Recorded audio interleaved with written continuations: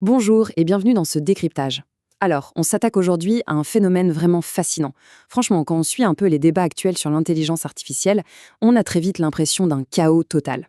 D'un côté, on nous promet une utopie absolue, une ère d'abondance complètement folle, et de l'autre, c'est littéralement l'alerte rouge, la fin de l'humanité. Bref, au milieu de tout ce vacarme, c'est super facile de se sentir complètement perdu. Du coup, on va plonger ensemble en coulisses pour comprendre ce qui se joue vraiment sous la surface. Et pour commencer, cette citation d'Alex Chalmers du Cosmos Institute met vraiment dans le mille. Il dit que la plupart des débats sur l'IA ne portent pas vraiment sur des preuves, mais sur des arguments concernant des futurs que personne n'a encore vus. Ce qu'il faut réaliser, c'est que les experts, qu'ils soient neuroscientifiques, ingénieurs ou économistes, eh bien, ils regardent exactement les mêmes données. Ils utilisent les mêmes modèles de langage, et pourtant, ils tirent des conclusions diamétralement opposées. Pourquoi ? Tout simplement parce que ces conclusions ne sortent pas uniquement des faits bruts, elles viennent de prémices philosophiques très profondes. Ce sont en fait des véritables paris invisibles qu'ils font sur la nature du monde, de l'esprit et de la société. La grande question, c'est donc de comprendre pourquoi des personnes super bien informées regardent les mêmes systèmes d'IA et arrivent à des conclusions qui n'ont rien à voir. Aujourd'hui, notre but, c'est d'être de simples cartographes. L'idée n'est absolument pas de prendre parti pour tel ou tel camp. On va juste dresser la carte de ces fondations cachées. En explorant strictement ces fameux paris philosophiques que font les acteurs de l'industrie, on va enfin pouvoir piger l'architecture globale du débat sur l'IA de manière totalement neutre. Voici donc notre plan de route. On va classer les 5 grands désaccords qu'on retrouve dans ces recherches en 3 catégories. L'épistémologie et l'esprit, le contrôle et la sécurité, et enfin l'économie et le travail humain. Pour finir, on mettra tout ça dans une grande cartographie globale de ces paris. Première partie, l'épistémologie et l'esprit, la conscience et le développement des connaissances. On attaque direct avec les questions les plus profondes de notre époque. Est-ce qu'une machine peut vraiment posséder une conscience et créer de nouvelles connaissances ? Sur la définition même de la conscience, c'est la fracture totale. D'un côté, on a ce qu'on appelle les esprits fonctionnels. C'est la vision majoritaire chez pas mal de philosophes et chez des organisations comme Helios AI. En gros, pour eux, si un système montre qu'il a de l'attention, de la mémoire et qu'il raisonne, peu importe le matériel, sa conscience est définie par ses fonctions. Et puis de l'autre côté, on a la théorie des esprits vivants, défendue par des chercheurs et des neuroscientifiques comme Anil Seth. Eux, ils disent « pas du tout ». La conscience, c'est absolument indissociable d'un organisme vivant qui lutte contre l'entropie pour sa survie. Sans métabolisme, sans corps vulnérable, ce n'est qu'une grosse machinerie super fluide, mais qui ne ressent absolument rien. Et les enjeux autour de ça sont juste colossaux. Comme le souligne très bien Richard Dawkins, si le modèle Claude n'est pas conscient, à quoi diable sert la conscience ?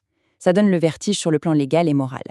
D'un côté, si on donne des droits à une machine inconsciente, on risque d'encombrer tout le système juridique mondial avec des règles de bien-être imaginaires.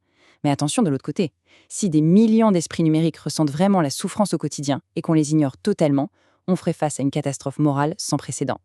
Et attention, on ne parle pas juste de théorie abstraite. Ça façonne le développement technologique réel en ce moment même.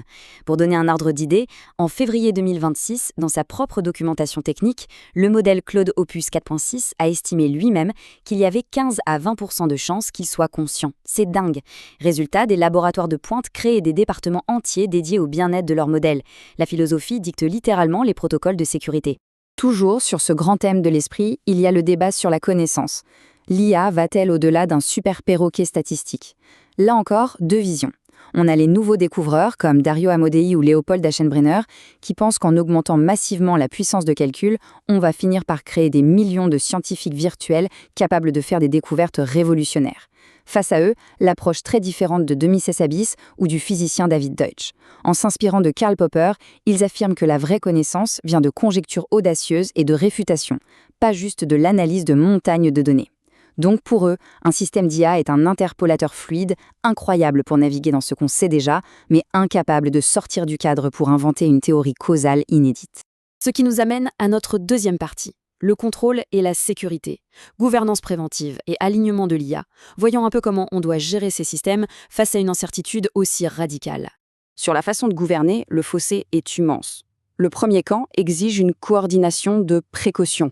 Des personnalités comme Yoshua Bengio ou des groupes comme POSAI et le MIRI estiment qu'on est dans une course aux armements très dangereuse. Ce qu'ils réclament, des traités internationaux, une surveillance agressive, voire la capacité de tout arrêter si besoin.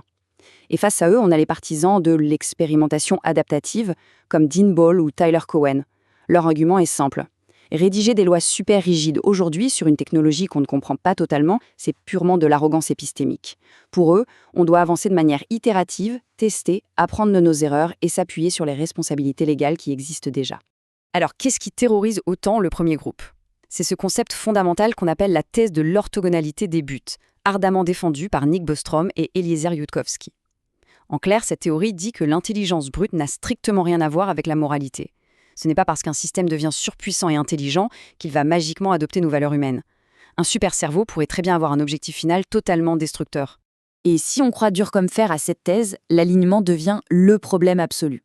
Il faudrait coder nos valeurs de l'extérieur sans faire la moindre erreur, sinon on s'expose au fameux virage traître, une IA qui fait semblant d'obéir puis qui se retourne contre nous.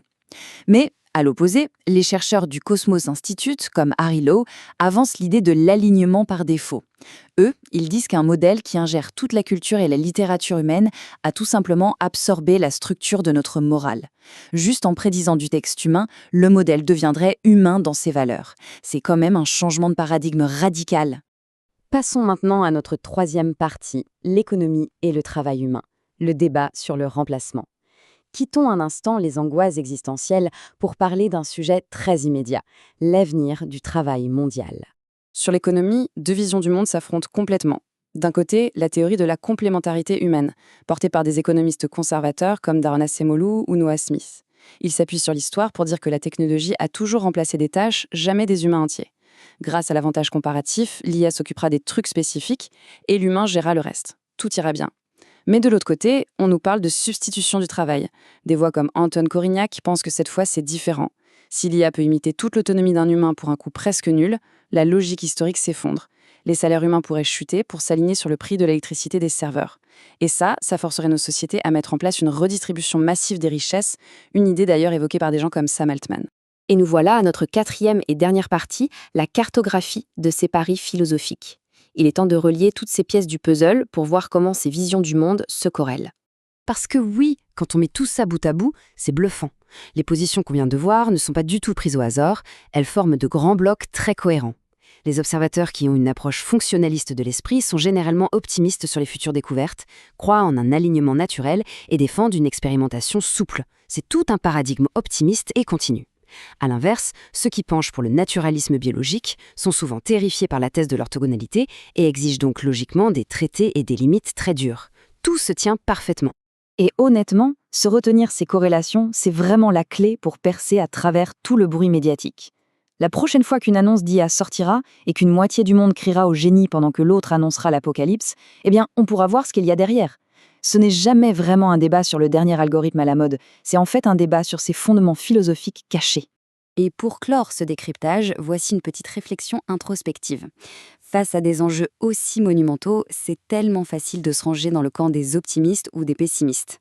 Mais quand on observe nos propres réactions face à l'intelligence artificielle, on peut légitimement se poser la question. Nos opinions proviennent-elles vraiment d'une analyse rigoureuse des faits, ou bien est-ce qu'on est simplement en train de faire ces paris invisibles sur la nature de la conscience, de la connaissance et de la société, sans même s'en rendre compte? C'est une question qui mérite vraiment qu'on s'y attarde à l'aube de cette nouvelle ère technologique.